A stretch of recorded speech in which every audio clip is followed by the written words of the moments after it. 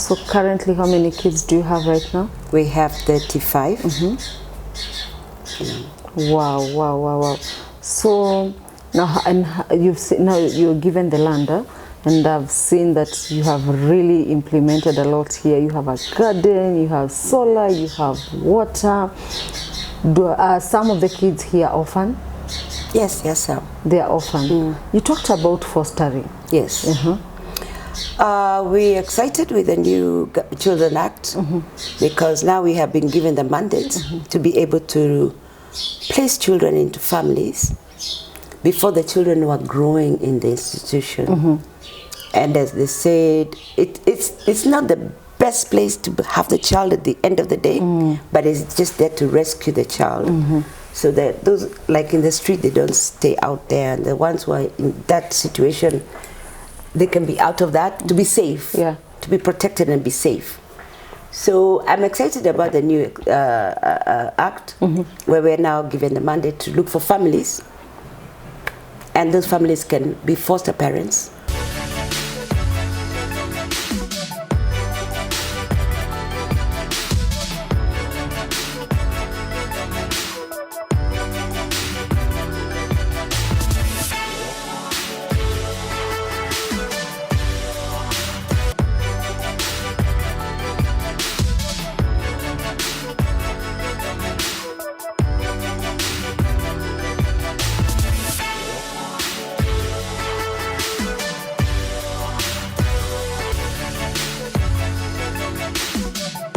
Hello, good morning, good afternoon, good evening, whatever time you're watching us from. This is Martha Soipan and welcome back to my channel. Like you saw when we started this video, I was on my way to Ngong and Bulbul, and finally I am here. I'm so humbled because today I'm meeting the founder, the CEO of St. Paul's Children's Home, and I'm sure that her story will not only inspire you but motivate you and encourage you and also give you hope, because it's not all about waking up in the morning and being what she is today. It is a journey, and I can't wait to share this story, this amazing story, this amazing episode with you. So allow me to let her introduce herself. Feel at home. Like I've always said, take a cup of coffee, a cup of tea. It is very cold actually. As you can see, we're having a cup of tea, and enjoy this episode. Hi Jane. Hi. How are you? I'm fine, thank you. Welcome. Asante. I am so happy that you've welcomed us into your amazing, humble home. Karibu. I am so honored. Kindly introduce yourself to our people. My name is Jane Kavura, and I'm a mother of 2, a grandmother of 4. Wow, nice. Yes. And you've forgotten the founder of St. Paul's Children's Home. Yeah, we. You know, when I just listened to your story, I was like, this is a story to inspire someone out there. It's been a journey, and maybe a lot of people think, oh, people are opening up children's home because they want this, they want that. But your story is so inspiring. Kindly take us through. Okay. In the beginning, it's not that I had any idea of I'll end up in a children's center. What happened is in my youthful days, I used to travel from my home, which we lived in Pangani, and I used to go to all the way across Nairobi to Riara. Riara, I was studying at a school known as Evening School of Design. Look at me. I was going to be a designer. Okay. So within my traveling from Pangani, I used to meet the small little boys in the streets, doing some assaulting. Then in the street name, they call it Kuduru. Then we just became friends. So they used to escort me from Commercial, cross the road to Hilton for me to get the other bus. Ah, yeah, to come now along Ngong Road. Ngong Road, okay. Yeah. Then in the evening, again, we used to meet them. Now they had their main base was a bus and hotel. And I crossed the road, we say hello, they escort me. Then we created a relationship. By the time I'm finishing college, we first, through the support of my parents, we got a shop along Luthuli Avenue. Then of course the kids who knew me by then, one of them who stood out very well, Washira, who used to do a lot of some assaulting, he used to give me his pocket money to keep for him. So at lunchtime, he could run to my shop, give me the money. In the evening, he collects it to go and buy chips. And then we walk along with him going home. So we created a good friendship. Then in my mind was like, what else can I do with these kids? So I started telling my friends. So by that time, how many kids were those? There were not many, we'll talk about 4. So now that you've cleared your college, you have your shop, so they used to come to your shop? Yes, they did. Okay. They did. And my shop, we rented it with one of my college mates. So then I started getting friends to give me clothes for the boys. We used to get clothes for the boys, and we store them in our shop. Then I thought, what else can I do with these kids? Then I thought of, let's have Bible study. We used to have Bible study at Uhuru Park on Saturday, every Saturday afternoons. So they would go wash at Nairobi River, dry their clothes, then they would all meet. The group became bigger, and we became a group of 18. And in that, during a fellowship at Uhuru Park on Saturday afternoon, one day a white couple came and sat by us. And when we finished our Bible study, they said, we've heard about this Bible study, we wanted to see how we can help. So they offered to bring us Bible study materials, and they were the directors of Home Bible League. It's an organization from America that distribute Bibles. Their offices was along Gong Road. From there, the next Saturday when they visited us, they were like, we've talked about the children to our sons in America, and they asked us, can we provide for shelter for the kids so they don't have to sleep out? So I went and shared it with my parents, and the wisdom, I say it's the wisdom of my mom. She said, take them out of Nairobi, take them to our little shamba in Ngong. This is where we have a shamba down the road. This is Bulbul. So we came and stayed with them. We came 18 boys and I. The couple paid for a teacher for the kids, so we wanted to within 6 months that they are able to go to school. Then they paid for a cook to be cooking and a watchman, that I remember. They also provided the foods. And it was good. We were normal, we were okay. But little did we know that the neighborhood was not happy. Because it's like we are brought strangers. And not just strangers, but street kids to live in the neighborhood. And I thought maybe they was assuming the kids will influence their kids. Because these are kids used to sniff glue. Yeah. And within a length of 6 months, one day we just saw the police car. And we were all parked in the police car. And we were taken to police Ngong, police station. Those were the days of the DOs and the DC, so the DO was not very far, the office from the police. So when he heard about that case, he asked us to be taken to his office. Okay. We sat in his boardroom, quite fitted. The kids were standing, some were sitting.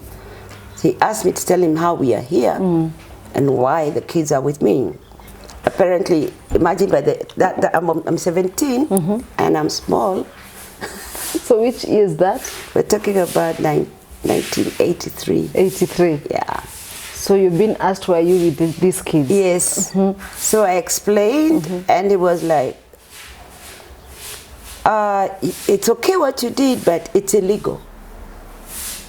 Because you need documentation to stay with the kids. He asked for me to call my parents, which we did, and the couple, it was a very old couple, an American couple, to come into the office. Yeah. They came by the afternoon, they had come. So they also listened to their part, and so everybody was innocent here.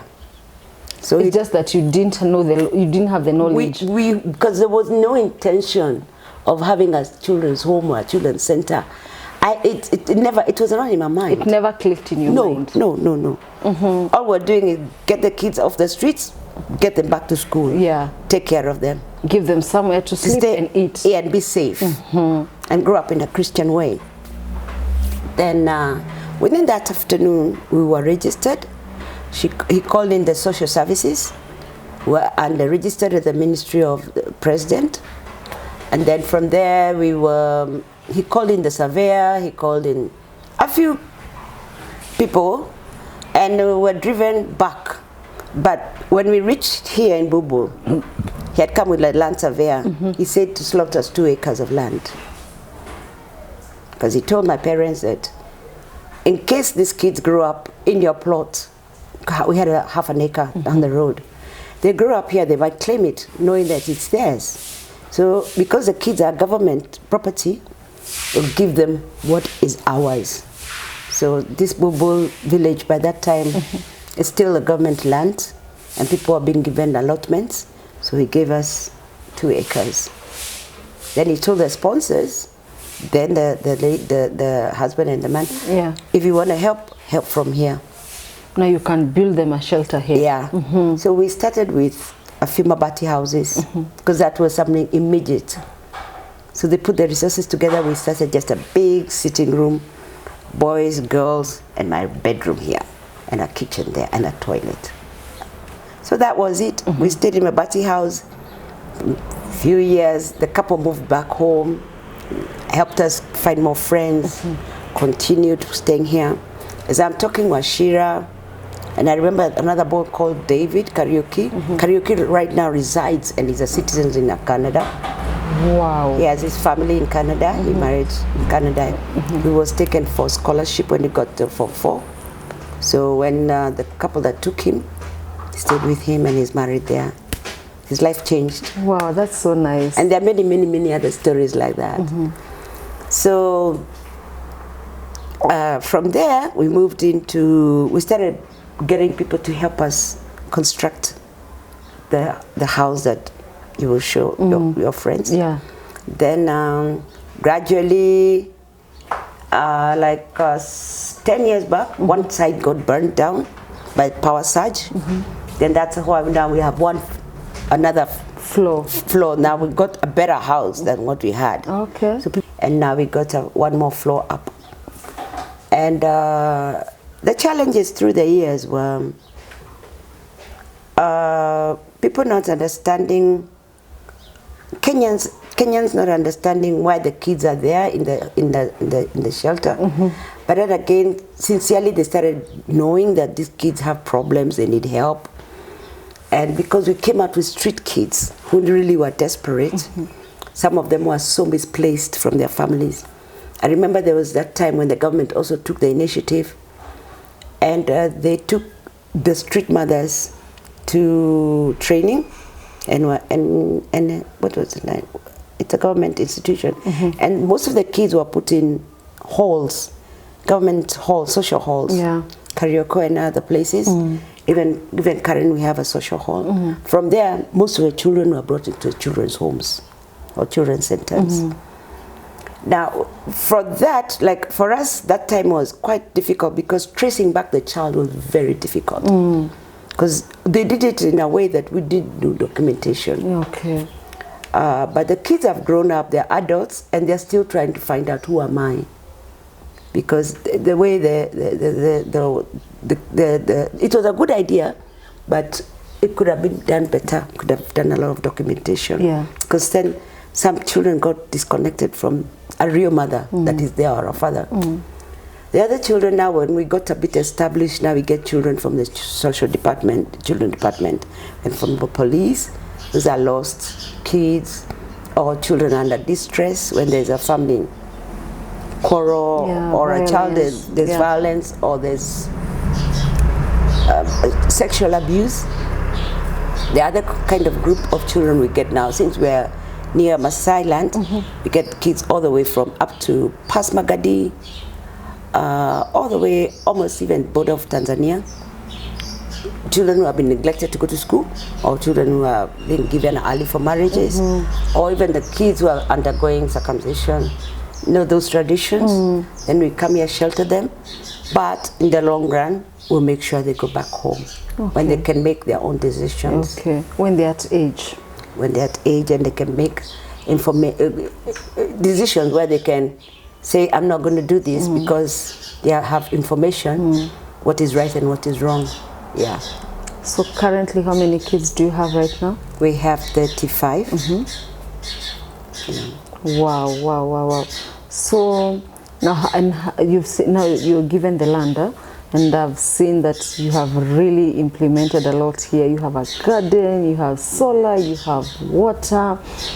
Are some of the kids here orphan? Yes, yes, sir. They are orphan. You talked about fostering. Yes. We're excited with the new Children Act because now we have been given the mandate to be able to place children into families before the children were growing in the institution. And as they said, it's not the best place to have the child at the end of the day, but it's just there to rescue the child. So that those, like in the street, they don't stay out there, and the ones who are in that situation, they can be out of that to be safe, to be protected and be safe. So I'm excited about the new act, where we're now given the mandate to look for families, and those families can be foster parents to some of our children. Wow. So the government has legally... Yes. Yeah. Oh. So now we're encouraging Kenyans to take it up. It's not that you're being told that child is yours legally. No. You're given a certificate for 1 year, and that certificate you're given is you can stay with our child for 1 year. Can you renew the certificate? Yes. Someone might ask that. Yes, you're allowed to renew it. And in fact, if there's so much bond within the family, and you feel you want to stay with this child, like to be a part of your family, you're allowed now to go into the adoption process. Okay. Yeah. Someone might ask, Jane, how do you get your funds, or how do you feed these kids? How do you take them to school? Someone might ask that. Okay. For this place, I have decided long ago that the children will be as normal as other children. So we take them to government schools. So that is quite easy, and they can transit from there to another life if they are taken by another family. But as for now, we also have land. By the grace of God, we got 5 acres of land down between Isinya and Birika. There's a place called Birika. Between Isinya and Kiserian, there's a town called Birika. And we got that land, of course, through prayers and friends talking. I'm a person who writes a lot. When I get an idea, I write a lot. I give it a shot. I give it to anybody, and as much as possible, and see where the help will come from. So we got land, 5 acres. We also got a borehole within that land. Wow. We got solar system to bring, because Maasai land is, I mean, the sun is ever there. Yeah. And it's a fertile land. Yes, it's fertile land. And now for our vegetables, we get there. Then we get surplus, like the onions, I sell. Wow. So that's those small funding, and of course even here, as you say, we have solar. The whole place is full of the solar system. Yeah. We also have a borehole, and I do sell water to the community. Those are the 2 sources of income we have here. Before COVID, I have a guest house here and another guest house here. So we used to have volunteers. Volunteers could come and stay. We hope that the trend will come back again. I'm talking to friends out there. They used to come and stay, and when they stay, they like board. You pay something, a token, towards the welfare of the children. And also they used to come with their own gifts. Like they say, oh, I've come with 10,000, 20,000. Wow. What projects can I do while I'm here? So volunteers used to come and stay for 6 months, others 3 months. There's ones I had for 1 year. And so that was also another way of income. But generally, the biggest challenge I have here, because it's only the staff, the payment of staff. How many staffs do you have currently? We have 3 mothers, 1 cook, and a watchman, night and day. And at the farm we have 3 workers. So we are talking about 12? Yeah. 12. Yeah. Maybe, I know Kenyans are very generous, and yes, they are. Yeah. Maybe if 1, 2, 3 might think, let's visit St. Paul's, let's visit Jane, let's pay 2, 3 workers, let's take some snacks to those kids, encourage them. And I know most of them, just like you've mentioned from the Maasai land, you've rescued a lot of girls. Yes. And I know some of them maybe ask themselves question, and I know there are people who would come and like talk to them and just make them understand that whatever is going on should not affect them. How will people reach St. Paul's? They will reach them through my phone number, or even most of the time they tell me the Google. It's known as St. Paul's Children Care Center.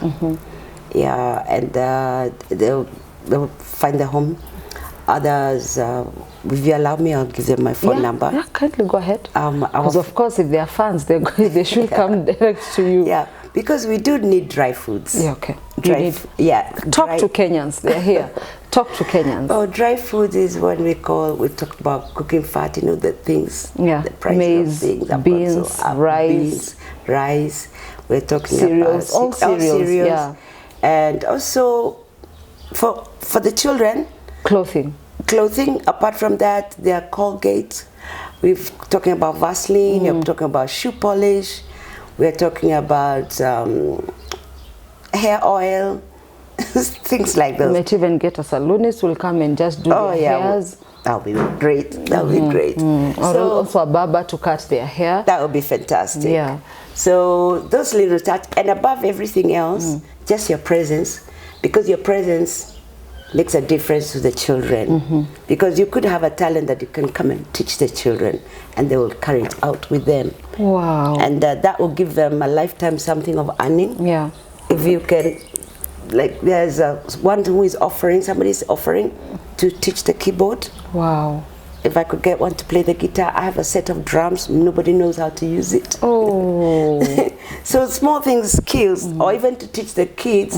The girls are good with the hair, but a different art, something that they can do with their skills, with their hands. Apart from education, that when they live here, they can earn a living. With what they have learned with their own hands. Yeah. That is, for me, is impacting the child with as many skills as possible, so that when they go back to the community, they will fit in, and they also be a benefit to the community. Wow. Yeah. I'm so humbled, Jane, and to be very honest, there's just something so different with St. Paul's compared maybe to other homes we've ever visited, and I'm very sure that you have impacted something in the society there. And I know a lot of people will come through, you'll get calls, Kenyans will also bring all that you have said. Yes, and before we wind up, you didn't give us your number. Oh, okay. My number is 0722 835 889. Repeat again. 0722 835 889. Wow. Within the home, the center, we also reached out in the community. Before COVID, we used to team up with Karen Community Church. It's down the road. And once a year, we used to bring a medical camp for 4 days here. That used to happen, but within then, when they were used to do the medical free, I started noticing very old people. Okay. Within, when they were coming. Okay. That my concern is they looked so unkept. So I started talking to them, and I found out there's a need. And I called them, and I got about 100. They came here, and we talked, and I realized there's a gap. Since most people in my village, it was a real village, as I tell you. It's only that people from other areas are coming and buying from the villages. I realized when the lands were being sold here, the old people started getting lost in the system somewhere. So there were actually old people sleeping outside. Then I asked them, why is it? Because I believe they have parents, they have children. But I don't know what happened. Is some people got money, the plots they sold, went bought somewhere else, and in that confusion, some old people were neglected. So within the home now, for the last 5-6 years, 3 times a year, I call them, we feed them, we clothe them, and with the children, I show them how to give back to the community. We do the cleaning of their feet, their hands. Wow. We shave them, and we spend the day with them. We start with uji, then we have lunch, pilau, because they don't eat much. They don't eat meat. Most of them don't have good teeth. So we just make a vegetable stew. So we have that program. Then I started talking to my friends about it, the way I'm talking to you.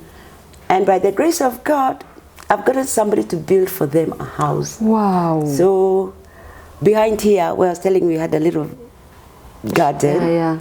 We're going to turn it into an old people's. So currently, shelter. right now, where are those?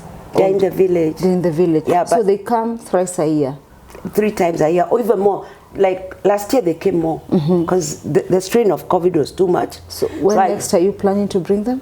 I think in 2 weeks' time. In 2 weeks' time. Yeah, because I'm looking for the resources. Yeah, I know people will come through. I'm looking for the resources because when they come, I also want them to go back home with a packet. Wow. So they usually go back with some flour, cooking oil, just sugar, tea bags, a little shopping that they can go home. We can stretch a month before we also look. That's one program that God has put in my heart, and by the grace of God, through some Indian friends of mine, they have already sketched out. They actually told me how do I want the house. I just sketched. They gave to an architect, improved on it. Somebody in London said, I'll pay for it. Wow. So we're just waiting for the elections to go. Then they will put them. We'll have a house for at least 20. But you're going to meet them before election? Who? Yes. Oh, you're going to meet them before election? Yeah. Okay. Do you have a specific date? Maybe some of our viewers might come and... I'll get through to you. Okay. I'll call you and give you a date. Okay. Okay. No problem. The other one is when I started getting the street kids, my concern was, yes, they are street kids, but somebody gave birth to them. Yeah. So I went back to the streets of Nairobi with some friends who work within Nairobi town. And I asked, can I please find out where are these mothers? Where are they? Because they are there. Unless the children are orphans, I need to meet the mothers. So we did a survey, especially for girls who are 20 years and below with children. We found up to 12 years. Those are girls living in the streets of Nairobi with children. So when we did that, we got some in Jubilee, Devanji Garden, we got some in Gara, we got something in Karioko, we got something in OTC, around Nairobi, and Mlango, they're calling it Mlango. Mlango, yeah. I got some. So in the last 3 months, we've met once a month. We meet the first Saturday of the month. And our idea for me was like, how can I help these kids so that we don't have any more street kids, if we can? That was the objective. So I teamed up with Maria Stores. And the main objective is, let's get these kids involved in family planning. And the Maria Stores, because these kids have all given birth. But can we space the giving birth before we know what to do with you? Yeah. So in those 3 meetings, we've had a consistency of number of girls who have been coming. They're about 47. And we told them we'll work with them for the next 6 months. My hope and my dream is within those 6 months, Marie Stores they have offered to put an implant for 3 years or 5 years. And for those who want coil, to get it for free, they'll do it for free. And since I'm talking to the girls, they have told me their greatest fear. Their greatest fear is being raped. And that's how they get children. One even told me, the day she gave birth, the guy who says protects her, alikuja, akamaliza ile anafanya, na akakuja na babeste wako wawili. The day she gave birth. So she says, mnataka tufanye nini? And this is what we go through day and night. And that people are protecting them. They are gangs. There are some boys the young boys who say, these are our women. And another gang from the other corner. Like the ones from Gara cannot go to Mlango. They know each other and they take care of them. And then there's some whom the watchman take care of. He gives you a safe place to sleep at night. But he will do what he wants with you. So there are really, really girls suffering. So every time we go with pads.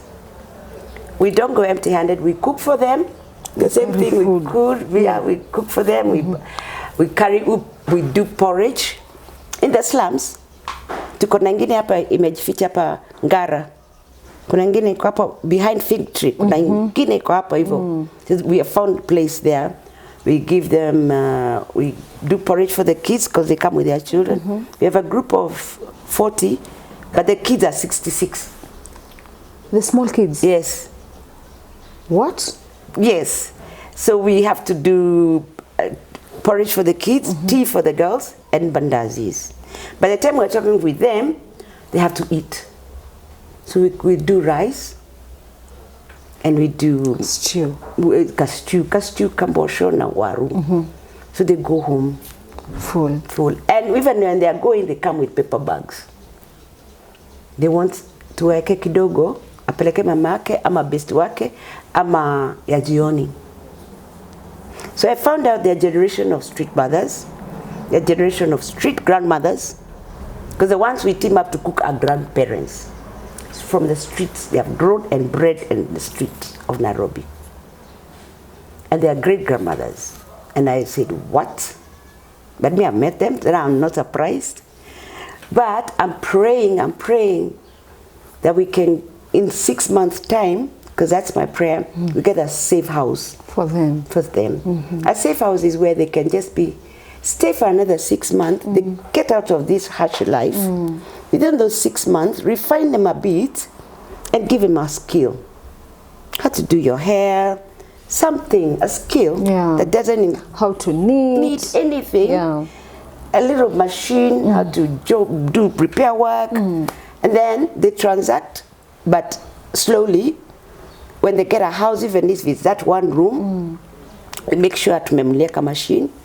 Kama ni salon tunamulia the basics anaweza tembea nazo.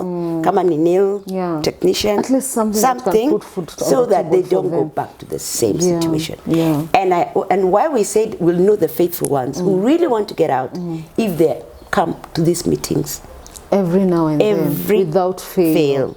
Those are the committed ones. So when do you go to Ngara? The next meeting is on the 6th of August. Yeah. So that will be actually in the morning. In the morning, and then also the grandparents, and they're still coming here. We are going to decide which day. Okay. Yeah, because we are preparing the gift pack for them, for food. Okay. And this is through friends. Nothing. So also in Ngara, you need people, volunteers to come. Yes. Just talk to these people. Somebody with a heart, and even if we can't get a big safe house for them, but if you have an old house somewhere that you're not using, I don't care how far it is, we can get these kids out because they're still young. Yeah. I did not go to the above 20 and above because those are people who can fetch for themselves. My heart felt for the 20 and below who are mothers and still sleeping in the street, and especially in this cold weather. And also being exposed to a lot they are. And they're angry with life. They're not happy. They are angry with everybody. They feel bitter. They feel bitter, but when you go to them, they feel like you're reaching out to them. They are willing to change. So my prayer is that you can join us, help us feed them, help clothe their children. We need clothes for the children, for the street Pampers mothers. also? Diapers? Diapers, yes, a lot of diapers. And of course their pads. And our aim and objective is that we get a safe house. So that even for me, if we get even 20 out, we have done something. Then next year again, we start the same process. Oh my God, Jen, I just love the passion that you have for these street mothers, street kids, and I pray that God will bring more and more people to come and support you. Yeah. Why I do it is because we the centers, the homes, keep getting kids from there. But then it's like a cycle. It's a cycle. We have to find a way to make this cycle. To reduce this cycle, because it's becoming too much. And I totally agree with just what you said. It's high time we get a safe house for the mothers to come out of the street. Even for the boys. Yeah, because the minute they come out for the street and they feel they're somewhere safe, all this circle will just come being cut. These kids need a lot of counseling, deep, serious counseling. Because they don't even have a self-worth. Because you know, we have been raped, and you're born in the street and you've been raped and you've done anything that anything knows. You don't even know who you are. And then they become violent because this is what they are. Yeah. We meet some of these girls, they all have a dent somewhere. Because life is harsh for them. Even a safe house for the boys. because the same boys who are there, they become thugs. Yeah, I was actually talking to that because I think we've talked so much about girl child and forgotten about boy child. Even the boys, because they are the fathers of these kids. And they know, the mother can tell you who is the father of these kids in those streets. Some who can tell. So we want them, even the boys, to get a safe house. And I've done a little bit of research. Even the best of all cities in the world, they do have safe houses. Because they also have the poor among them. Call it London, call it Berlin, call it anywhere even in London. So I'm wondering, what are we doing? We can't just be blinded, keep ourselves like an ostrich, putting our head in the sand, yet there are things happening around us. Our country, Our actually. same country. So if we start those baby steps, and the government sees it's working, they'll come and say, if it's working for you, we can do it even bigger. Yeah, because we really need to bring those kids out of the streets. Yeah. And even now, life is so hard, so more street people are coming into the street. When you call them street families, they are street families. They are there. They live, like when it rains, I ask some of them to take me where they live, in between corridors of the streets of Nairobi. At night, wanajifunika na carton.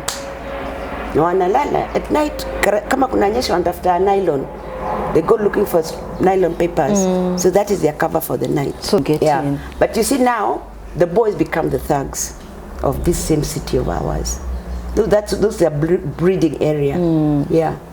Because life is bitter and bad to them. So they also take revenge on us who look like we are safe in your houses and in your cars. Yeah. I totally agree so with you. So just one day we could start one safe house for the girl, one safe house for the boy. The one who is tired to live in the streets, they will go to those safe houses. Very true. And those are the genuine cases who are tired with hard street life. Yeah. Thank you so much, Jane. I'm so humble, and I know people will come through. Please do. And my people, let's get a safe house for these kids. Let's support Jane. Yes. Let us make Jane dream come true. Because that's your dream, that's your passion. You just want to make sure that these kids are not there anymore.